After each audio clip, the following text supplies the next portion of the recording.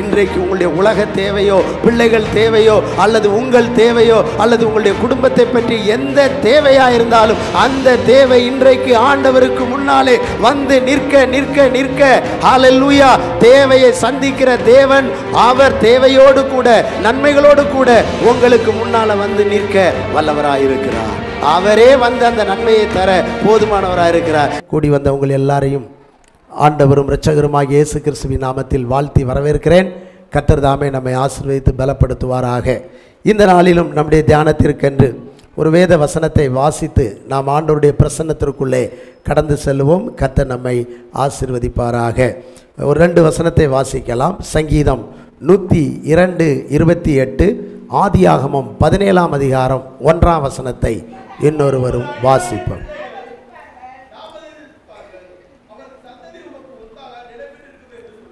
உமது அடியாரின் பிள்ளைகள் தாபரித்திருப்பார்கள், அவர்கள் சந்ததி உமக்கு முன்பாக நிலை பெற்றிருக்கும் என்று சொன்னேன்.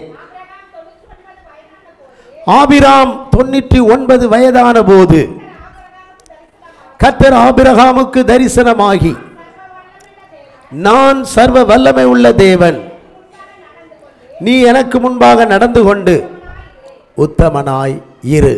அல்லேலூயா, பிரைஸ் லார்ட். இன்றைய செய்திக்கு ஒரு தலைப்பு கொடுக்க வேண்டும் என்றால், எல்சடாய் தேவனுக்கு முன்னே முன்னேற்றம். எல்சடாய் தேவனுக்கு முன்னே முன்னேற்றம் அல்லது எல்சடாய்க்கு முன்னே முன்னேற்றம் அப்படிங்கிறதான வார்த்தையை நாம் இன்றைக்கு தியானிக்க போகிறோம். கர்த்தர் நமக்கு உதவி செய்வாராக. ஆண்டவருடைய நாமம் மகிமைப்படட்டும். உமது அடியாரின் பிள்ளைகள் தாபரித்திருப்பார்கள், அவர்கள் சந்ததி உமக்கு முன்பாக நிலை பெற்று இருக்கும். ஆமென். நாம் பார்த்தோம், நாம் தான் அவருடைய சந்ததி. இரண்டாவது, நம்முடைய பிள்ளைகள் அவருடைய சந்ததி. நம்முடைய நாமங்கள் எல்லாம் ஆண்டவருக்கு முன்பாக இருக்கும் என்று ஆண்டவர் ஏற்கனவே ஏசாயா 66:22 சொல்லிவிட்டார். மறுபடி அவர் என்ன சொல்லுகிறார் என்றால், உமது அடியாரின் பிள்ளைகள் தாபரித்திருப்பார்கள், அவர்கள் சந்ததி உமக்கு முன்பாக நிலை பெற்று இருக்கும். ஆமென். அப்படியானால் நம் தேவனுடைய ஆசை என்ன அப்படின்னா, தம்முடைய பிள்ளைகள் தனக்கு முன்னாலே இருக்கணும், நிற்கணும், நடக்கணும், வளரணும் அப்படின்னு சொல்லி நம்முடைய தேவன் என்ன செய்கிறார்? விரும்புகிறார். அல்லேலூயா. அவருக்கு முன்னே நடப்பது தான் நமக்கும் சந்தோஷம். அவருக்கு முன்னாலே இருப்பது, ஜீவிப்பது, வாழுவது, ஊழியம் செய்வது, ஆராதிப்பது, தொழுது கொள்வது நமக்கு பேரின்பம். அல்லேலூயா, ஸ்தோத்திரம். இங்கே நாம் ஒரு மனிதனை பார்க்கிறோம். ஆபிராம் என்றதான ஒரு மனிதனை பார்க்கிறோம். ஆபிரகாமை பார்க்கவில்லை, ஆபிராம் அப்படிங்கிறதான ஒரு எழுத்து குறைவுள்ள ஒரு மனிதனை பார்க்கிறோம். ஆபிராம். ஆமென். எல்லாரும் யோசிக்க ஆரம்பிச்சிட்டாங்க, என்ன இதுவரைக்கும் ஆபிரகாமை தானே நம்ம கேள்விப்பட்டிருக்கிறோம், பாஸ்டர் என்ன இன்னைக்கு ஆபிரான்னு சொல்கிறாரு, இது என்ன நமக்கு புரியலையே அப்படின்னு சொல்லி ஆபிராம் பெயரை கர்த்தர் ஆபிரகாம் என்று பின்னாலே மாற்றினார். அப்படி அவனுடைய பெயரை மாற்றுவதற்கு முன்னாலே என்ன நடந்தது என்பதை நாம் சிந்திக்க இருக்கிறோம். 99 வயதிலே ஆபிரகாமை பார்த்து ஆண்டவர் சொல்றாரு, நான் சர்வ வல்லமை உள்ள தேவன். சாதாரணமான தேவன் அல்ல, சர்வ வல்லமை உள்ள தேவன். எனக்கு சகலத்தையும் ஆளுகை செய்யக்கூடிய வல்லமை இருக்கிறது. நம்முடைய தேவன் ஒவ்வொரு காலகட்டத்திலும் ஒவ்வொரு நாமத்தில் வெளிப்படுகிறார். ஆதியாகமம் 1:1 நீங்க வாசித்து பார்த்தீங்கன்னா, தேவன் என்ற இடத்திலே ஏலோகிம் அப்படின்னு ஒரு எபிரேய வார்த்தை இருக்கிறது. என்ன அர்த்தம் என்று சொன்னால், தேவர்கள் என்ற பன்மையில் அந்த பெயர் சொல்லப்பட்டிருக்கிறது. அந்த ஏலோகிம் என்று சொன்னால் அதினதின் காலத்தில் அந்தந்த காரியத்தை நேர்த்தியாய் செய்கிறவர். மழை காலத்தில் மழை வர வைக்கிறவர், வெயில் காலத்தில் வெயில் அடிக்கும், பனி காலத்தில் பனி வரும், அறுவடை காலத்தில் அறுவடை இருக்கும், விதைப்பு காலத்தில் விதைப்பு இருக்கும், சீதளமும் உஷ்ணமும் மாரி காலமும் கோடை காலமும் மாறி போவதில்லை என்று தன் உள்ளத்தில் ஆணையிட்டு சொன்னாரே, அந்த தேவனுடைய பெயர் என்ன அப்படின்னா ஏலோகிம். இந்த ஆபிரகாமுடைய மனைவியை இந்த ஏலோகிம் தேவன் அழைத்தார். உன் தேசம், இனம், ஜனம் எல்லாத்தையும் விட்டுட்டு என் பின்ன வா அப்படின்னு சொன்னார். என்னைக்கு அழைச்சார் அப்படின்னு சொன்னா 75வது வயசுல அழைச்சார். 75வது வயதில் ஆபிரகாமுடைய மனைவியும் அவரை இடைவிடாமல் பின்பற்றி நடந்து வந்து கொண்டே இருந்தார்கள். 75 வயதிலிருந்து 85 வயது வரைக்கும் கிட்டத்தட்ட 10 வருஷம் அவர்கள் ஆண்டவரை ரொம்ப நேசிச்சாங்க, அன்பு செலுத்தினாங்க. ஏன் தெரியுமா?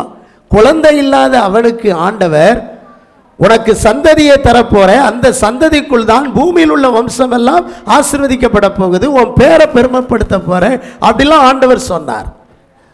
சொன்ன வாக்கு தத்தம் 10 வருஷமா வெயிட் பண்றாங்க, நிறைவேறின பாடு இல்லை, நடக்கல. எப்பொழுதுமே ஒரு மனிதன் ஒரு வாக்கு கொடுத்தால் சொன்னபடி அவர் நடக்காவிட்டால் அந்த மனிதன் மேல் நமக்கு கோபம் வரும். அல்லது தேவனே நமக்கு ஒரு வாக்குத்தத்தம் கொடுத்தால் அந்த வாக்குத்தத்தம் நிறைவேறாவிட்டால் ஏன் ஆண்டவர் என் வாழ்க்கையில் மட்டும் இப்படி தாமதம் பண்ணுகிறார், என்னை அவருக்கு பிடிக்கவில்லையோ அல்லது அவர் என்னை வெறுக்கிறாரா, நாம் அவருக்கு சரியாய் ஆராதிக்கவில்லையா, நடக்கவில்லையா என்ற பல கேள்விகள் எல்லாம் நமக்குள்ளே எழும்பி வரும். அப்படிதான் இந்த குடும்பத்துக்குள்ளே எழும்பி வந்தது. எனவே 10வது வருஷம் கழிச்சு 85வது வயசிலே இந்த ஆகார், இந்த சாராள் என்ன செய்தாள் அப்படின்னு சொன்னா, வாக்குத்தத்தை நிறைவேற மாதிரி இல்லை மாமா, என்ன பண்ணுறது, நமக்கும் பிள்ளைகள் வேணும், குடும்பம் இப்படியே இருந்தால் இப்படி சொத்து சோம்லாம் இருக்குது, இதை ஆள்றதுக்கு ஆள் வேண்டாமா, அதனால் என்னுடைய அடிமை பெண்ணாகிய ஆகாரை நீர் சேர்ந்து கொள்ளும், அவள் மூலம் ஒரு குழந்தை வந்தால் நம்முடைய குடும்பம் கட்டப்படுமே அப்படின்னு சொல்லி அவள் சொல்ல, ஆபிரகாமும் இது தேவ சித்தமா திட்டமா என்று கர்த்தரிடத்திலே கேட்காமல் தன் மனைவி சொன்னதை கேட்டு அப்படியே அவளோடு சேர்ந்து ஒரு குழந்தை பெற்றெடுக்கிறார்கள். அந்த குழந்தையின் பெயர் இஸ்மவேல். அல்லேலூயா. அந்த ஆகாரை சேர்ந்து அந்த குழந்தையும் வந்த பிறகு ஆபிரகாம் கிட்டத்தட்ட 86வது வயசு வந்து விட்டது. அல்லேலூயா. இந்த 86வது வயசுல இருந்து 99வது வயசு வரைக்கும் ஆண்டவருக்கும் ஆபிரகாமுக்கும் கனெக்ஷன் இல்லை, தொடர்பு இல்லை. அல்லேலூயா. நீங்க அந்த 16ஆம் அதிகாரம் கடைசி வசனத்தில் வாசிங்க. ஆதியாகமம் 16 கடைசி. ஆபிரகாம் 86 வயதாய் இருந்தான். பாத்தீங்களா, எத்தனாவது வயசுல இருந்தான்? 86. இப்ப 87வது வயசுல என்ன நடந்தது, 89ல் என்ன நடந்ததுன்னு சொல்லி 98 வரைக்கும் ஒண்ணுமே இல்லை. 99வது வயசுல தான் கர்த்தர் சந்திக்கிறாரு. இப்பொழுது 13 வருஷமாய் ஆபிரகாமுக்கும் கர்த்தருக்கும் என்ன இல்லை, தொடர்பே இல்லை. ஆபிரகாமுக்கு முன்னால், ஆபிரகாம் கர்த்தருக்கு முன்னாலதான் 10 வருஷமா நடந்துகிட்டு இருந்தான். பலிபீடம் கட்டினான், கர்த்தர் தரிசனம் கொடுப்பாரு, தரிசனத்தை கேட்டு போய்கொண்டே இருப்பான், ஆண்டவருக்கு பிரியமா ஜீவித்துக் கொண்டிருப்பான், அவன் பெரிய பெரிய ஆசீர்வாதங்களை எல்லாம் பெறுவான், நன்மைகளை எல்லாம் பெறுவான். அவனுடைய குடும்பம் வளர்ந்து கொண்டு செழித்துக் கொண்டு அவனுடைய ஆடுகள் மாடுகள் மந்தைகள் எல்லாமே பெருகுது. ஆனால் ஒன்று, கர்த்தர் சொன்னாரே, ஒரு குழந்தை என்ற அந்த ஒரு ஆசீர்வாதம் தான் அவனுக்கு வராமலே இருக்குது. நம்முடைய வாழ்க்கையில் எத்தனையோ ஆசீர்வாதங்களை நாம் பெற்றுக்கொள்வோம். சில நேரங்களில் ஏதோ ஒரு முக்கியமாக ஒன்று வர வேண்டியது இருக்கும், அது பிள்ளை வேலையோ அல்லது திருமணமோ ஏதோ ஒன்று முக்கியம், அது வரவில்லையே என்று எண்ணும் போது நம்முடைய உள்ளத்தில் சோர்வுகள் ஏற்படும். ஆமென், சோதரன். அப்ப இந்த இடத்திலே இந்த 13 வருடம் ஆண்டவருக்கும் ஆபிரகாமுக்கும் இடையிலே ஒரு இடைவெளி வந்து விட்டது. அல்லேலூயா, சோதரன். ஆண்டவருக்கு முன்னாலே இருந்தவன் இப்பொழுது எங்கே போயிட்டான்? பின்னாலே. ஐசக் முன்னாடி வா. இப்பொழுது ஒரு உதாரணம் பாருங்க. அப்படி மேலே சோதரன், இவர் தான் ஆபிரகாம். இப்பொழுது ஆபிரகாம் இங்கே இருக்கிறார். ஆபிரகாம் அதாவது இவரை ஆண்டவர்னு வச்சுக்கோங்க, எல்சடாய், சர்வ வல்லமை. என்ன ஆபிரகாமா வச்சுக்குவோம், இவர் கடவுளாக இருக்கட்டுமே. அல்லேலூயா. சரி, ரைட், ஓகே. இந்த ஆபிரகாம் ஆண்டவருக்கு முன்னாலே 10 வருஷமாக பலி செலுத்துகிறான். ஆண்டவர் என்னோடு பேசுகிறார், அவர் சொல்லை கேட்கிறேன், ஆசீர்வதிக்கிறார், பெருக்கமெல்லாம் வந்து கொண்டிருக்கிறது. அப்பொழுது குழந்தையே இல்லை. சாராள் சொல்லுகிறாள், சோத்திரம், ஆகாரை சாரும் என்று. ஆகாரை சேர்ந்து பிள்ளைகளை இஸ்மவேலை பெற்றெடுத்து அந்த சூழ்நிலைகள் வந்த பிறகு இந்த ஆபிரகாம் என்ன செய்கிறார் அப்படின்னு சொன்னால், கடவுளுக்கு முன்னாலே இருந்த ஆபிரகாம், கடவுள் இங்கே நிற்கிறார். ஆபிரகாம் அவருக்கு பின்னாலே போய்விடுகிறான். பின்னாலே வந்தவன் ஆண்டவர் முன்னே போகிறார், அவருக்கு பின்னே போகவில்லை. அல்லேலூயா. ஆண்டவர் இங்கே நிற்கிறார். ஆபிரகாம் என்ன செய்கிறான் அப்படின்னு சொன்னால், இந்த இஸ்மவேல் சாரால் குடும்பம் இதையெல்லாம் கொண்டுகிட்டு அப்படியே போய்கிட்டே இருக்கிறார். ஆண்டவர் அங்கே இருக்கிறாரு. ஆனால் ஆண்டவர் நினைவு இருக்குது, சிந்தனைகள் இருக்குது, ஆனால் போய்கிட்டே இருக்கிறார். 1 வருஷம் அல்ல, 2 வருஷம் அல்ல, 3 வருஷம் அல்ல, கிட்டத்தட்ட 13 வருஷம் அப்படியே போயிட்டே இருக்கிறார். ஆண்டவர் அங்கே இருக்கிறார்.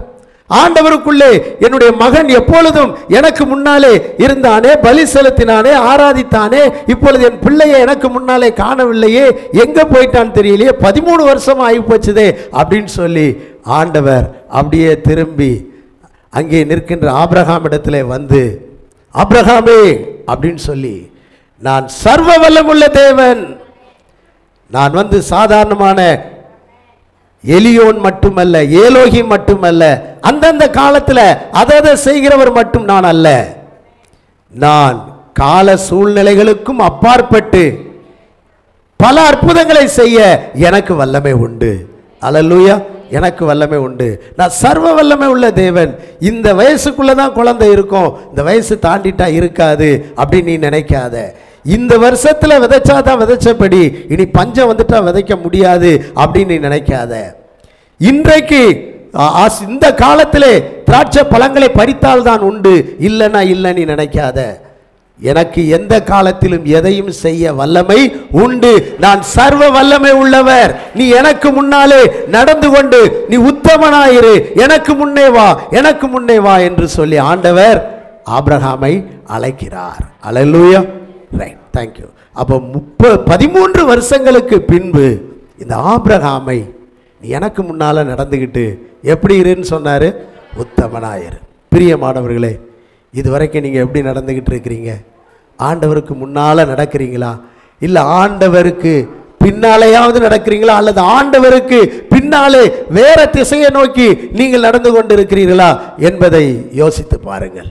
அல்லேலூயா. இன்னைக்கு நிறைய பேர் ஆண்டவரை விட்டு விலகி போகிறதுக்கு காரணம் ஆகாரை போல இந்த செல்போன் வந்துச்சுது. அல்லேலூயா. அதையே தனக்கு முன்னால் வைத்து கொண்டு அதிலேயே விளையாடி கொண்டு இருக்கிறதை பார்க்கிறோம். அந்த வேலைக்காரி ஏதோ ஒரு வேலையை செய்வா, அப்படியே இருந்தா. ஆனால் அவளை தூக்கி கொடுத்த போது நம்ம வீட்டில் ஒரு நாளில் ட்ரங்கால் ஃபோன் எல்லாம் இருந்துச்சுது. அது மேஜையில் கிடக்கும், அது அல்லது ஒரு ஜன்னலில் இருக்கும், பெல் அடிக்கும், போய் அப்பப்போ தேவைன்னா எதாவது பேசிக்கிடுவோம். இப்போ நம்ம பாக்கெட்டில் தூக்கி போட்டாங்க. அல்லேலூயா. பாக்கெட்டில் தூக்கி போட்ட உடனே இதிலையே நம்ம என்ன செஞ்சுக்கிட்டு இருக்கிறோம்? மூழ்கிக்கிட்டே இருக்கிறோம். ராத்திரி தூங்கினாலும் தூக்கத்தில் தடவி கொண்டே இருக்கிறோம். செல்ஃபோன் எங்கே இருக்குது? தலையணைக்கு அடுத்தால. காலையில் எழுந்தாலும் நமக்கு டைம் பார்க்குறது கூட அந்த செல்ஃபோனை எடுத்து தான் பார்த்துக்கிட்டு இருக்கோம். அது ஆகாரை போல் நம்மை விட்டு, இஸ்மவேலை போல் நம்மை விட்டு பிரிவதா இல்லை. அது நம்மளையோ நம்ம என்ன செஞ்சுக்கிட்டு இருக்கு? சுற்றிக்கிட்டே இருக்கிறது. அல்லேலூயா.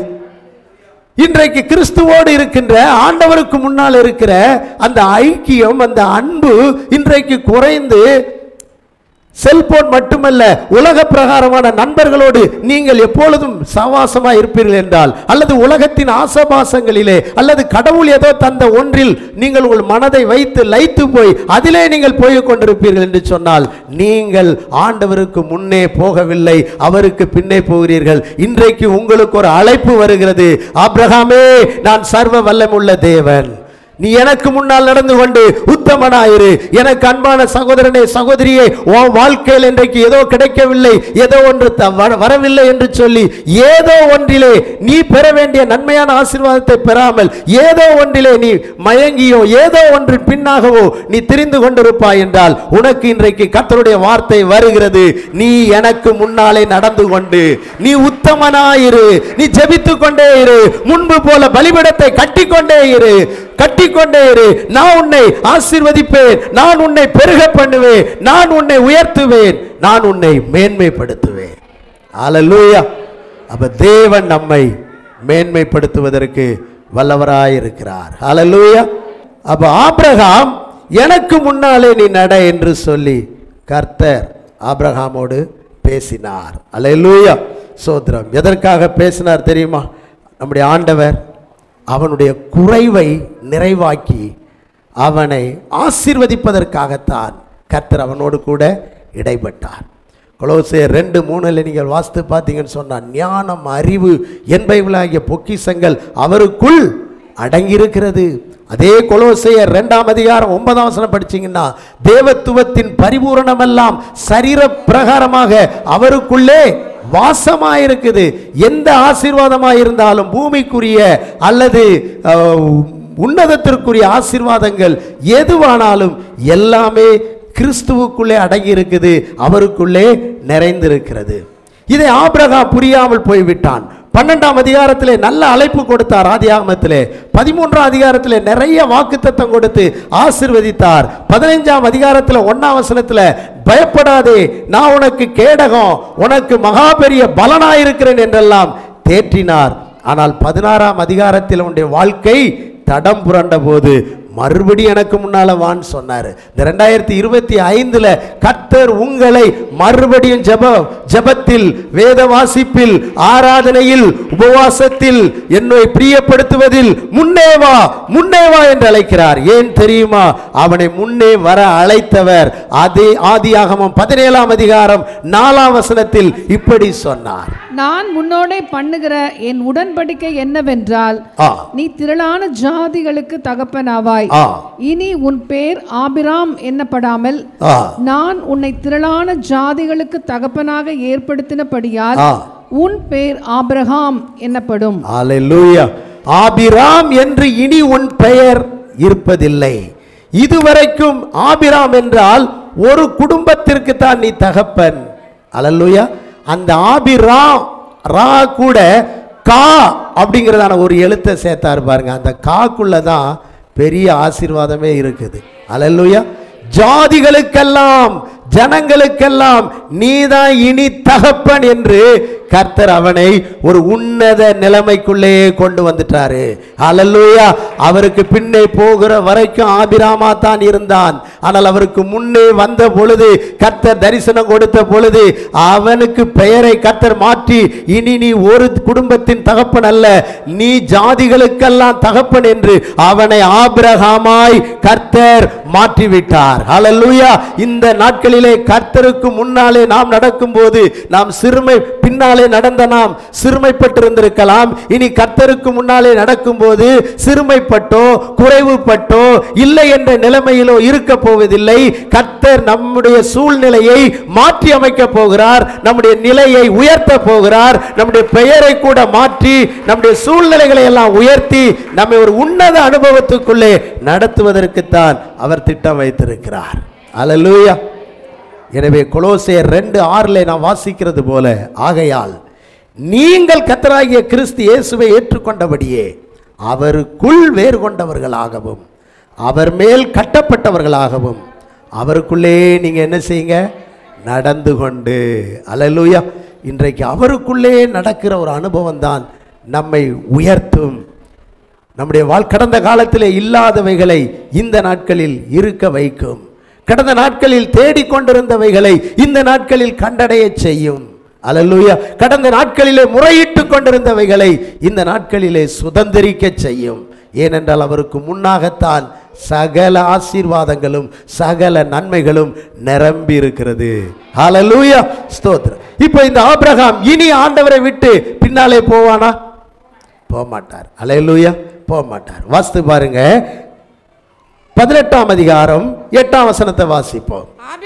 ஆபிராம் வெண்ணையையும் பாலையும் சமைப்பித்த கன்றையும் எடுத்து வந்து அவர்கள் முன்பாக வைத்து அவர்கள் அருகே மரத்தடியில் நின்று கொண்டிருந்தார். அவர்கள் புசித்தார்கள். அல்லேலூயா. கர்த்தருக்கு முன்னே இப்ப நடக்க ஆரம்பிச்சிட்டான் பாருங்க. வாக்குத்தத்தமா ஆண்டவர் கொடுத்துட்டு வந்தார், உன்னை ஜாதிகளுக்கு தகப்பனாய் மாற்ற போறேன். இனி சாராளையோ இனி இந்த ஆபிரகாமையோ சோர்வுக்குள்ள இருக்க தேவன் விரும்பவில்லை. அல்லேலூயா. இனி நாம் இவனுக்கு அற்புதம் செய்யாவிட்டால், இனி இவனுக்கு அதிசயம் செய்யாவிட்டால், ஏற்கனவே 13 வருஷம் பின்னால போனவன் இனி 26 வருஷம் பின்னால போயிடக்கூடாதுன்னு சொல்லி, அல்லேலூயா, தேவன் ரொம்ப உற்சாகமா இருந்தார். அவனுக்கு முன்னால நிக்கிறத பார்த்து ஆண்டவரே ஆண்டவரே தேவனே அப்படின்னு சொல்லி அவன் கதறுவதை பார்த்து ஆண்டவர் எனக்கு முன்னாலே எப்போ நிற்கிறான், எதை செஞ்சாலும் எனக்கு முன்னால செய்கிறான், இந்த ஆபிரகாமுக்கு ஒரு அற்புதத்தை செய்யணும்னு சொல்லி அவர் துடித்தார். ஒரு சகோதரனுக்கு குழந்தை இல்லை, அவர் ரொம்ப பாரப்பட்டார். அவங்க மனைவியை விட அவர் தான் ரொம்ப பாரப்படுவார். ஃபோன் பண்ணால் கூட ஃபோன்லேயே அழுதுவார், எனக்காக ஜெபம் பண்ணுங்க பாஸ்டர், அழுது கொண்டே ஜெபிப்பார். நான் ஆண்டவர்கிட்ட சொன்னேன், என்ன ஆண்டவர் ஃபோன் பேசினா கூட இவ்வளோ ஒரு வேதனையோடு இந்த மகன் குழந்தை இல்லாமல் இருக்கிறாரு, இவர் கண்ணீரை நீர் பார்க்க மாட்டீரா, இவருக்கு ஒரு அதிசயம் செய்ய மாட்டாரா? அவங்க மனைவி சொல்லவே இல்லையே இது வரைக்கும் எனக்கு ஒரு குழந்தை வேணும்னு சொல்லி. ஆனால் இவர் இவ்வளோ வேதனையோடு இவ்வளோ பாரத்தோடலாம் ஜெபிக்கிறாரு அப்படின்னு பாரத்தோடு அவருக்கு ஜெபித்தேன். கர்த்தர் ஜெபத்தை கேட்டு அவருக்கு 3 ஆண் பிள்ளைகளை கொடுத்து கர்த்தர் அவரை ஆசீர்வதித்து உயர்த்தினார். அல்லேலூயா. அப்போ ஆண்டவருக்கு முன்னாலே வந்துவிடும் பொழுது தேவன் இனியும் என் பிள்ளைகளுக்கு அற்புதம் செய்யாமல் இருக்கக்கூடாது என்று அற்புதம் செய்வார் என்றால், இன்றைக்கு உங்களுடைய உலக தேவையோ பிள்ளைகள் தேவையோ அல்லது உங்கள் தேவையோ அல்லது உங்களுடைய குடும்பத்தை பற்றி எந்த தேவையா இருந்தாலும் அந்த தேவை இன்றைக்கு ஆண்டவருக்கு முன்னாலே வந்து நிற்க நிற்க நிற்க ஹல்லேலூயா, தேவையை சந்திக்கிற தேவன் அவர் தேவையோடு கூட நன்மைகளோடு கூட உங்களுக்கு முன்னால வந்து நிற்க வல்லவராயிருக்கிறார். அவரே வந்து அந்த நன்மையை தர போதுமானவராக இருக்கிறார். இப்ப கர்த்தருக்கு முன்னால நின்று அவனுக்கு மனிதர் மூலமாய் அல்ல, வேறு எந்த நிலையிலும் அல்ல, 3 தேவதூதர்கள் இந்த ஆபிரகாமை சந்திக்க வேண்டும் என்று அவன் வீட்டிற்கு மத்தியானம் 12 மணிக்கு வந்து நிற்கிறார்கள். அப்பொழுது அந்த தூதர்களுக்கு வீட்டுக்குள்ளே போய் மாவை எடுத்து கொடுத்து அவனுடைய மனைவி புரோட்டா ரெடி பண்ணிட்டாங்க. சோதரம் இவன் மந்தைக்குள்ள போனா சோத்திரம் அங்கே மாட்டை கொண்டு வந்து அடித்து சால்னா ரெடி பண்ணிட்டாங்க. ரொட்டி சால்னா ரெடி. பாருங்க, தேவ தூதனுக்கு முன்னால் வச்சு புசிப்பதற்கு கொடுத்து கொண்டே இருக்கிறார்கள். அவருக்கு முன்னாலே நின்று பணிவிடை செய்து கொண்டே இருக்கிறான். ஆண்டவருக்கு இப்போ பணிவிடை செய்கிறவன் ஆயிட்டான். முன்னால் நடந்து கொண்டிருந்தவன் அந்த 3 தூதர்களில் ஒருவர் கர்த்தருடைய தூதன். அந்த தூதன் தான் ஆண்டவராகிய இயேசு கிறிஸ்து. இயேசு கிறிஸ்துவுக்கே பணிவிடை செய்து கொண்டிருந்தான். இதைத்தான் இயேசு கிறிஸ்து ஊழியத்தில் வந்தபோது பரிசேயர்கள் சதுசேயர்கள் பிரதான ஆசாரியர்களுக்கு சொன்னார்கள், ஆபிரகாம் என்னுடைய நாளை கண்டான், கண்டு அவன் சந்தோஷப்பட்டான். உனக்கு 50 வயசே ஆகலையே, நீ ஆபிரகாம் என் நாளை கண்டான் என்று சொல்லுகிறியே. அப்படிலாம் அவங்க என்ன செஞ்சாங்க, இயேசுவை பரியாசம் பண்ணார்கள். ஆனால் இயேசு பிறந்ததினால்தான் அவர் தெய்வம் அல்ல, பிறப்பதற்கு முன்பே அவர் அனாதியாய் ஆதியாய் இருக்கிறார். அவர் ஆபிரகாமுடைய வீட்டுக்கு சென்று ஆபிரகாம் கொடுத்த உணவை மகிழ்ச்சியாய் புசித்தவர். அந்த தேவனுக்கு முன்பாக அன்றைக்கே பணிவிடை செய்தார். அல்லேலூயா. அந்த வீட்டில் வாக்கு பண்ணிட்டு வந்தார் ஆண்டவர், நான் மறுபடி குறித்த உற்பவத்திட்ட காலத்தில் சாராள் ஒரு குழந்தையை அணைத்து கொண்டிருப்பாள். இந்த வார்த்தையை சாராளால் நம்பவே முடியவில்லை. ஆமென். பாருங்கள், ஒரு ஆசீர்வாதத்தை இந்த வருஷத்தில் என்று ஒரு நாளை குறித்து விட்டார். இந்த வருஷம்தான், இந்த வருஷம் உங்களுக்கு ஒரு அற்புதம் நடக்க போகுது. இந்த நாளை கர்த்தர் உங்களுக்கு குறித்து வைத்திருக்கிறார். இதுவரைக்கும் எங்கேயோ சென்ற நீங்கள் அவருக்கு முன்னே வருவதற்கு, சபைக்கு வருவதற்கு, ஜெபத்திற்கு வருவதற்கு, ஊழியம் செய்ய வருவதற்கு, ஆண்டவருக்காய் ஊழியம் செய்ய கொடுக்க அவருக்கு முன்னே வரும் பொழுது நிச்சயமாய் இந்த வருஷம் உங்களுக்கு வெறுமையின் வருஷமாய் போவதில்லை. இந்த வருஷம் அநேக ஆசீர்வாதங்கள் உற்பவிக்க போகின்றது. அநேக நன்மைகள் ஊற்றுக்கண்ணை போல சுரந்து வர போகிறது. அதற்கு அடையாளமாய் இந்த வருஷத்தில் ஆரம்பத்திலே நல்ல சாட்சிகளை எல்லாம் நாம் கேட்டிருக்கிறோம். இனி உங்க வாழ்க்கையிலிருந்து நல்ல சாட்சிகள் எழும்பி வரப்போகுது. இது ஒரு ஆசீர்வாதமான வருஷம். இது அநேக நன்மைகள் பிறக்கக்கூடிய ஒரு வருஷம். அல்லேலூயா. தூதர்களுக்கே உணவு பரிமாறும் ஒரு அனுபவம், அவருக்கு முன்னே நிற்கிற ஒரு அனுபவம் என்ன செஞ்சுட்டு வந்துட்டது. அல்லேலூயா. கொர்நேலியு எப்போதும் ஜெபம் பண்ணி தான தர்மங்களை பண்ணி தன் மக்கள் எல்லாராலும் நல்ல சாட்சி பெற்றிருந்தான். அவன் வீட்டுக்குள்ளே யார் வந்தது? தேவதூதன். அல்லேலூயா. அடிக்கடி ஜெபம் பண்ணுறவங்க, அடிக்கடி ஆண்டவருக்காக எதையாவது செய்யணும்னு நினைக்கிறவங்க, அவங்க வீட்டுக்கு யார் வராங்களோ வரலையோ தேவன் தம்முடைய தூதர்களை நிச்சயமாய் அனுப்பி விடுவார். உங்கள் வீடு தேவ தூதர்கள் சந்திக்கும் வீடாக இந்த ஆண்டிலே மாறப்போகிறது. ஹல்லேலூயா. அது மட்டுமல்ல, இப்பொழுது அவருக்கு முன்னாலே நிற்கிற ஒரு நல்ல அனுபவம் இந்த ஆபிரகாமுக்கு வந்துட்டு நமக்கும் வரணும். கொலோசியர் 3:17 சொல்லுது பாருங்க. என்ன சொல்லுது?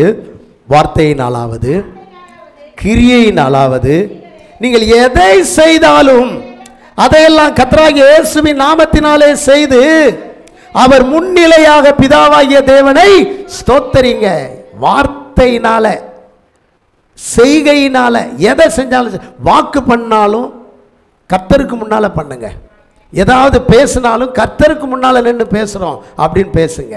எந்த செயலை செய்தாலும் மனுஷனுக்காய் செய்யாமல் கர்த்தருக்கு முன்னால் செய்வதாக நீங்கள் நினைவு கூர்ந்து செய்யுங்க.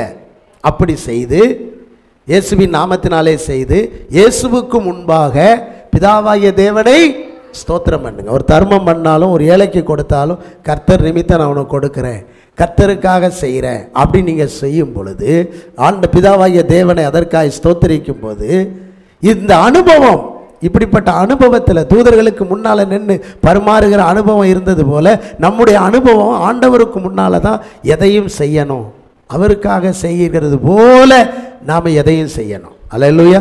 அப்படி செய்யும்போது ஆண்டவர் நிச்சயமா நம்மளை இன்னும் அடுத்த ஸ்டெப்புக்கு கொண்டு போவார். அல்லேலூயா. ஆபிரகாம் வாழ்க்கையில் அடுத்து என்ன நடந்தது பாருங்க. சோத்திரம் 18ஆம் அதிகாரம். இது நிமித்தம் 22ஆம் வசனம் வாசிங்க. 18:22 ஆதியாகமம் 18:20. அப்பொழுது அந்த புருஷர் அவ்விடம் விட்டு சோதோமை நோக்கி போனார்கள். ஆபிரகாமோ பின்னும் கர்த்தருக்கு முன்பாக நின்று கொண்டே இருந்தான். இந்த பழக்கம் வந்துட்டுன்னு வைங்களேன், கர்த்தருக்கு முன்னால் நிற்கிறது. இன்னைக்கு சிஸ்டர் சொன்ன மாதிரி 52 வாரமும் கர்த்தருக்கு வந்து ஆராதிக்கிறது, காலையில் எழுந்தா ஜெபிப்பது, பைபிள் வாசிப்பது. சிஸ்டர் சொன்னாங்கல்ல, பிள்ளைய பைபிள் வாசிட்டு போ, ஜெபம் பண்ணிட்டு போ. அந்த அனுபவம், இந்த அனுபவங்கள் எல்லாம் ஆட்டோமேட்டிக்காக நமக்கு வந்துடும். இப்ப கர்த்தருக்கு முன்னாலே பரிமாறுகிற, நில்லுன்னு சொன்ன உடனே நின்றவன் பரிமாற ஆரம்பிச்சா, இப்போ ஆண்டவராகிய தேவன், இந்த தூதர்கள் அவனை விட்டு அவனை கடந்து போய் கொண்டிருக்கிறார்கள். சோதோம் கொமோராவை பார்த்து போட்டுமே அப்படின்ட்டு இவன் நிற்கலாம்ல? இல்லை, ஆண்டவருக்கு முன்னாலே நின்ன அனுபவம் சும்மா இருக்க விடாது, இனி பின்னால் போக விடாது. மறுபடியும் போய் முன்னால் போய் நின்றுக்கிட்டான், ஆண்டவருக்கு முன்னால் நின்றுக்கிட்டான். அல்லேலூயா. ஏன் நின்னான் தெரியுமா? அல்லேலூயா. சோதோம் கொமோராவுக்கு போகிறாங்க, அங்கே தான் என்னுடைய சகோதரன் லோத்து இருக்கிறான், எங்கள் அண்ணி இருக்கிறாங்க, பிள்ளைகள் இருக்கிறாங்க. எதுக்கு போகிறாங்க? அதுக்கு அந்த காரியத்தை இவங்கள்ட்ட நம்ம கேட்டுறணும் அப்படின்னு சொல்லி முன்னாலே நிற்கிறான். இந்த முன்னாலே நிற்கிற அனுபவம் வந்ததுனால அந்த சகோதரனுக்கு என்ன நடக்க போதோ, அந்த பட்டணத்துக்கு என்ன நடக்க போதோ அதை இந்த ஆபிரகாமுக்கு தேவன் மறைக்காமல் சொல்ல ஆரம்பிச்சிட்டார். அல்லேலூயா. ஆமென். பேதுரு மற்ற சீசர்கள்லாம் ஆண்டவர்கிட்ட கேட்க பயந்தாங்க. அல்லேலூயா. எதை கேட்க? உங்களில் ஒருவன் என்னை காட்டி கொடுப்பான். யாருப்பா காட்டி கொடுப்பான் அப்படின்னு எல்லாருமே பயந்தவங்க. செய்கையினால் யோவானை கண்ணடிச்சாங்க, நீ கேட்டு சொல்லுப்பா அப்படின்னு சொல்லி. ஏன்னா யோவான் தான் அவர் மார்பில் சாஞ்சி கிடப்பான். எப்போவுமே முன்னால் இருக்கிறவங்க, ரொம்ப திக்காக இருக்கிறவங்கள்ட்ட தான் ஏதாவது ரகசியத்தை அவர் என்ன செய்வார்? சொல்லுவார். அவன் மூலமாக செய்தியை நம்ம அறிஞ்சிக்கலாம். இவங்க 12 பேரையும் தெரிந்தெடுத்திருக்கிறார். 11 பேருக்கும் உரிமை இருக்குது கேட்க. ஆனாலும் அவங்கெல்லாம் கேட்க மனசு இல்லாமல் மார்பில் சாஞ்சி கிடஞ்சவன்ட்ட தான் கேட்குறாங்க. அது யாருன்னு கொஞ்சம் கேட்டு சொல்லிடு. அல்லேலூயா.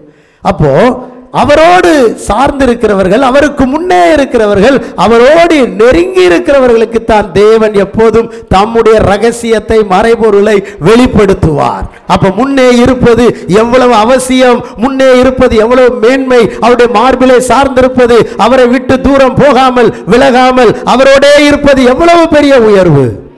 ஆமென். அப்ப ஆபிரகாம் முன்னே இருந்ததுனால கர்த்தர் சொன்னார் 18:18 நான் செய்ய போகிறதை ஆபிரகாமுக்கு, அவன் தனக்கு பின்வரும் தன் சந்ததிக்கும் கர்த்தருடைய நீதியையும் நியாயத்தையும் வழியையும் காத்து நடவுங்கள் என்று கட்டளையிடுவான் என்பது நான் அவனை பற்றி அறிந்திருக்கிறேன். அல்லேலூயா. நான் ஏன் இந்த பட்டணத்தை அழிக்க போறேன் என்பதை இவனுக்கு சொல்லி ஆகணும். இவனுக்கு சொன்னாதான் அவன் சந்ததிய நல்ல பாதையிலே நடத்துவான், நீதியின் வழியிலே நடத்துவான், சரியான வழியிலே நடத்துவான் என்று சொல்லி அந்த சோதோம் கொமோராவை அழிக்க போறேன்னு சொல்லிட்டார். அல்லேலூயா. அப்போ இந்த ஆபிரகாமுக்கு ஒரு எச்சரிப்பு வரும். ஏன் அந்த பட்டணம் அழிக்கப்பட போது? பாவத்தினாலே, சாபத்தினாலே, அக்கிரமத்தினாலே. அப்படியானால் ஆபிரகாம் இனி தன் பிள்ளைகளை, தன் சந்ததியை, தன் ஜனத்தை பாவத்துக்குள்ளே, பலவித பிரச்சனைகளுக்குள்ளே, அக்கிரமத்துக்குள்ளே, குடிக்குள்ளே, களியாட்டுக்குள்ளே, வெறிக்குள்ளே போக விடாதபடி நல்ல பாதையில் இவன் நடத்தி விடுவான் என்று கர்த்தர் அவனை அறிந்திருந்தார். அல்லேலூயா. அப்போ என்ன ஆண்டவரேன்ட்டு அவருடைய சமூகத்தில் போய் முன்னால் போய் நிற்கிறான். ஏன் நிற்கிறான் அப்படின்னு சொன்னா, இப்போ முன்னால் போய் நின்று என்ன செய்கிறான்? ஜெபம் பண்ணுகிறான். அல்லேலூயா. அவன் ஜெபிக்கிறான், ஜெபிக்கிறான். பிரியமானவர்களே, இன்றைக்கு நாம் ஜெபிக்கிறோமா? அவன் தேவ சமூகத்தில் முன்னால் போய் நின்று ஜெபத்திலே முன்னேறுகிறான். முன்னே ஒரு காலத்தில் எவ்வளோ தூரம் பின்னால் போனானோ இப்போ அவ்வளோ தூரம் முன்ன என்ன செய்கிறான்? வந்துக்கிட்டே இருக்கான். எல்லாத்தையும் ஆண்டவர்கிட்ட கேட்கணும் அப்படின்னு சொல்லி வருந்தி ஜெபிக்கிறான். ஆண்டவரே, அந்த தேசத்தில் ஒரு 50 நீதிமான்கள் இருந்தால் பட்டணத்தை அழிப்பீரோ? நான் அழிப்பதில்லை. 45க்கு குறை அழிப்பதில்லை. 40, 30, 20, 10 நீதிமான்கள் இருந்தால் அழிப்பீரோ? நான் அழிப்பதே இல்லை என்று சொல்லி ஆண்டவர் சொல்லுகிறார். அந்த அளவு மன்றாடி எப்படியாகிலும் அங்கே ஒரு 10 நீதிமான்களாவது இருக்க மாட்டார்களா என்று சொல்லி போராடி போராடி அவன் என்ன செய்து கொண்டிருக்கிறான்? ஜெபித்து கொண்டே இருக்கிறான். அல்லேலூயா. லூக்கா 11:8 சொல்லுது, அவன் சிநேகிதனாய் இருக்கிறது நிமித்தம் கொடாவிட்டாலும் அவன் வருந்தி கேட்டுக்கொண்டது நிமித்தமாவது அவன் தேவையானதை கொடுப்பான் அல்லவா? அவன் கேட்கிறதை, அவனுக்கு தேவையானதை கொடுப்பான் அல்லவா? அது ஒரு மன்றாட்டின் ஜெபம். சீசர்கள்லாம் சொன்னாங்க, யோவான் தன் சீசருக்கு ஜெபிக்க கற்றுக் கொடுத்தது போல எங்களுக்கும் ஜெபிக்க கற்றுத்தாரும். அப்போ மன்றாடி ஜெபிக்கின்ற ஒரு ஜெபம் நமக்கு இன்றைக்கு தேவையாக இருக்கிறது. ஆபிரகாமை போல மன்றாடி ஜெபிக்கிறவர்கள், போராடி ஜெபிக்கிறவர்கள் இன்றைக்கு யாருன்னா கர்த்தருக்கு முன்பாக நிற்கிறவர்கள். அடுத்து பாருங்க, ஜெபிச்சு முடிச்சிட்டான். இப்போ 19:27 வாசிங்க. ஆதியாகமம். விடிய காலத்தில் ஆபிரகாம் எழுந்து தான் கர்த்தருக்கு முன்பாக நின்ற இடத்துக்கு போய், போதும் பார்த்தீங்களா, சாயங்காலம் தான் நின்னா கர்த்தருக்கு முன்னால. இப்போ கர்த்தர் நின்ன இடத்துக்கு மறுபடியும் போறான். அவர் நின்ன இடத்திற்கு முன்னால போய் மறுபடியும் போய் நிற்கின்றான். அந்த இடத்திலே போய் நிற்கிறான். அப்போ ஆபிரகாம் முன்னே, கர்த்தருக்கு முன்னேங்கிறது எத்தனை தடவை பைபிளில் வருது பாருங்க. ஒரு காலத்தில் பின்னால் போனான், இப்போ முன்னே வந்துட்டான். நீங்கள் கூட ஒரு காலத்தில் பின்னால் போயிருக்கலாம், உலகத்திலே போயிருக்கலாம், உலகத்தை ஆபாசத்தில் போயிருக்கலாம், பாவத்தில் போயிருக்கலாம், குடும்பத்துக்கு பிரயோஜனம் இல்லாமல் போயிருக்கலாம், பிள்ளைகளுக்கு பிரயோஜனம் இல்லாமல் போயிருக்கலாம். இனி அப்படி அல்ல. கர்த்தர் உங்களை முன்னே அழைக்கிறார். இனி நீங்கள் ஜெபத்தில் முன்ன வாங்க, இனி சபையில் முன்ன வாங்க, இனி ஆராதனையில் முன்ன வாங்க. இனிமே நீங்கள் பின்ன போகாதீங்க. முன்ன வந்தீங்கன்னா உங்களுக்கு பெரிய ஆசீர்வாதம் இருக்குது. கர்த்தர் இருந்த இடத்துல அவர் சோதமுக்கு போயிட்டு அவர் அப்படியே பரலோகத்துக்கு போயிட்டாரு. ஆனால் அந்த இடத்துல, அந்த இடத்துக்கு மறுபடியும் வருகிறான், மறுபடியும் வர்றான். அவன் மறுபடியும் வரணும். சர்ச்சை முடிஞ்சிட்டோம் அப்படின்னா நீங்கள் போயிடக்கூடாது, மறுபடியும் வரணும். அல்லேலூயா. ஆமாம், யோவான் நம்ம வாசிக்கிறோம் 8ஆம் அதிகாரத்தில் 7 கடைசி பார்த்தீங்கன்னா, ஜனங்கள் எல்லாரும் வீட்டுக்கு போனார்கள். 8:1 இயேசுவோ ஒலிவ மலைக்கு போனார். அவர் ஜெபத்துக்கு மறுபடியும் போய்கிட்டு இருக்கார். ஏற்கனவே தான் அங்கே போயிட்டு வந்தார், மறுபடியும் போகிறார். அப்போ மறுபடியும் ஜெபிக்கிற ஒரு அனுபவம். எலியாவை பாருங்கள், தேவ சமூகத்தில் மறுபடியும் மறுபடியும் அவன் ஜெபித்து கொண்டே இருக்கிறான். 7 முறை வந்தவன் 6 முறை ஒன்றுமில்லை என்று சொல்லுகிறான். மறுபடியும் ஜெபிக்கிறான். 7வது முறை வந்து சொல்றான், இப்பொழுது உள்ளங்கை அத்தனை ஒரு சிறிய மேகம் காணப்படுகிறது. அல்லேலூயா. ஒரு பெருமலை இரைச்சல் அப்படியானால் இனி வரப்போகிறது என்று எலியா சொல்லுகிறான். தேவ சமூகத்தில் மறுபடி நிற்க வேண்டும். 1 தெசலோனிக்கேயர் 5:17 சொல்லுது, இடைவிடாமல் ஜெபம் பண்ணுங்க. லூக்கா 18:1 சொல்லுது, சோர்ந்து போகாமல் எப்பொழுதும் ஜெபம் பண்ணணும். ரோமர் 12:12 சொல்லுது, ஜெபத்தில் உறுதியாய் தரித்திருங்கள். கொலோசையர் 4:2 சொல்லுது, இடைவிடாமல் ஜெபத்தில் தரித்திருங்கள். தானியேல் 6:10 சொல்லுது, பத்திரத்துக்கு கையெழுத்து வைக்கப்பட்ட போதிலும் அவன் தாம் முன்பு ஜெபித்தபடியே ஜெபித்தான். எபேசியர் 6:18 சொல்லுது, எந்த சமயத்திலும் எல்லா மனிதர்களுக்காக சகல விதமான விண்ணப்பத்தோடு வேண்டுதலோடும் ஜெபத்தில் விழித்திருங்கள். அல்லேலூயா. இதுதான் கர்த்தருக்கு முன்னே நிற்கிற அனுபவம். ஆபிரகாம் மறுபடியும் முன்னே நிற்கிறான். ஆனால் அவன் பார்த்தது என்ன?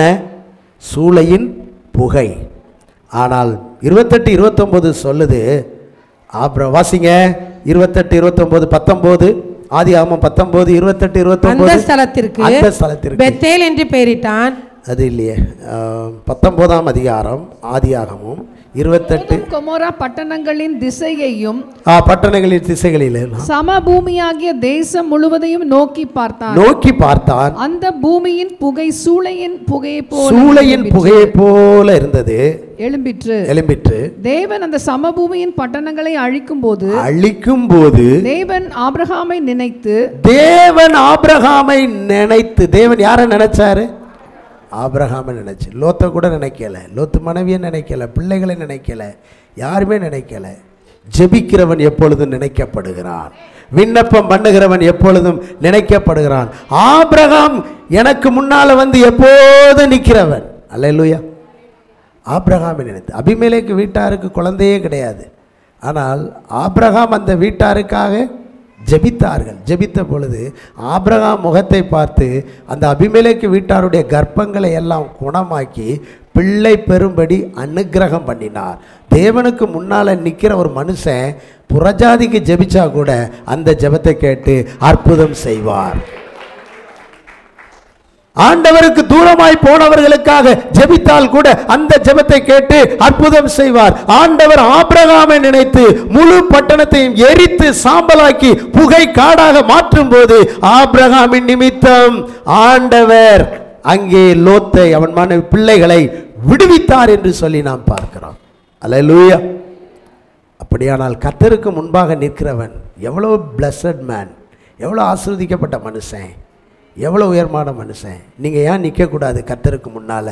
இந்த பட்டணத்துக்காக ஏன் நிற்கக்கூடாது? உங்கள் சொந்தக்காரர்களுக்காக ஏன் நிற்கக்கூடாது? உங்கள் நண்பர்களுக்காக ஏன் நிற்கக்கூடாது? உங்களுடைய ஆசீர்வாதத்திற்காக நின்றுதான் பாருங்கள். நிச்சயமாக கர்த்தர் உங்களை நினைத்து உங்கள் உறவை, உங்கள் நண்பர்களை, உங்கள் சகோதரியை சகோதரனை மீட்க, ரட்சிக்க, விடுவிக்க இன்றைக்கும் சர்வ வல்லமுள்ள தேவன் உண்மை உள்ளவராயிருக்கிறார்.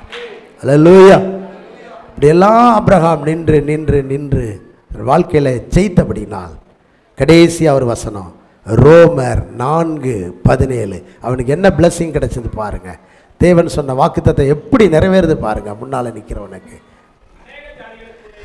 அநேக ஜாதிகளுக்கு உன்னை தகப்பனாக ஏற்படுத்தினேன் என்று எழுதியிருக்கிறபடி அவன் தான் விசுவாசித்தவருமாய் மரித்தோரை உயிர்ப்பித்து இல்லாதவைகளை எல்லாம் இருக்கிறவைகளைப் போல அழைக்கிற தேவனுக்கு முன்பாக நம் எல்லாருக்கும் தகப்பனானா. தேவனுக்கு முன்பாக, யாருக்கு முன்னால? உலக பிரகாரமாக அல்ல, அவன் தேவனுக்கு முன்பாக நம்ம எல்லாருக்கும் இன்னைக்கு யாராயிட்டான்? ஆபிரகாம் தகப்பனாய் மாறிட்டார். ரட்சிக்கப்படுகிற சகோதரர்கள் ஆபிரகாமின் குமாரன், ரட்சிக்கப்படுகிற சகோதரிகள் ஆபிரகாமின் குமாரத்தி. இவளும் ஆபிரகாமின் குமாரத்தியா இருக்கிறாளே, இவனும் ஆபிரகாமின் குமாரனா இருக்கிறான். இன்னைக்கு நம்ம எல்லாரும் யாரு அப்படின்னா ஆபிரகாமின் குமாரன். கர்த்தருக்கு முன்னாலே நின்ற மனுஷன் கொஞ்சம் பின்னால் போனான். இன்றைக்கு எது உங்களை பின்னால் இழுத்துட்டு போயிருக்குது, அதுக்கு ஒரு குட் பை சொல்லி அதை அப்புறப்படுத்தி நீங்கள் கர்த்தருக்கு முன்னால் வாங்க. உங்களை என்ன பாவம் பின்னால் இழுத்துட்டு போச்சு, என்ன குற்றம் உங்களை இழுத்துட்டு போச்சு, என்ன ஆபாசம் இழுத்துட்டு போச்சு, என்ன ஆசை இழுத்துட்டு போச்சு, என்ன இச்சை இழுத்துட்டு போச்சு, எல்லாத்துக்கும் ஒரு குட் பை சொல்லிட்டு நீங்கள் கர்த்தருக்கு முன்னால் வாங்க, ஆண்டவருக்கு முன்னால் வாங்க. ஆபிரகாம் முன்னாலே வந்தான், முன்னாலே நல்ல பணிவிடை செய்து அனுபவம் பெற்றான், கர்த்தருக்கு முன்பாக நின்றான் ஜெபத்தில். மறுபடியும் போய் கர்த்தருக்கு முன்பால் நின்ன இடத்துல போய் முன்பாக நின்றான். இப்போ ஆண்டவர் அவனை என்ன செஞ்சிட்டார்னா, எப்படி சொன்னார் பார்த்தீங்களா? ஒரு குழந்தை இல்லதுக்காக நீ இப்படி போய் நிற்கலாமாப்பா, உன்னை ஜாதிகளுக்கே தகப்பனாக்குறேன்னு சொல்லி. அல்லேலூயா. அதனால் நான் உங்களுக்கு என்ன சொல்கிறேன் அப்படின்னா, ஆவியானவர் உங்களுக்கு என்ன சொல்கிறாருன்னா, ஏதோ இல்லை அப்படிங்கிறதுக்காக நீங்கள் கர்த்தரை விட்டு பின்வாங்க வேண்டாம், கர்த்தரை விட்டு தூரம் போக வேண்டாம். நீங்கள் அவரை சார்ந்து அவருக்கு முன்னே அவரோடே இருந்து கொண்டிருங்கள். நிச்சயமாய் உங்கள் சந்தோஷம் ஒரு நாளும் குறைவுபடாதபடிக்கு, உங்கள் சந்தோஷம் நிறைவாக இருக்கும்படி தேவன் உங்களுக்கு அற்புதம் செய்ய வல்லவராயிருக்கிறார். எனவே முன்னே வாருங்கள், முன்னே நிற்கும் அனுபவத்தில் வளருங்கள். எவ்வளவு தூரம் பின்னாலே போனீர்களோ அவ்வளவு தூரம் முன்னே வாருங்கள். மறுபடியும் மறுபடியும் ஜெபத்தில் முன்னே வாருங்கள்.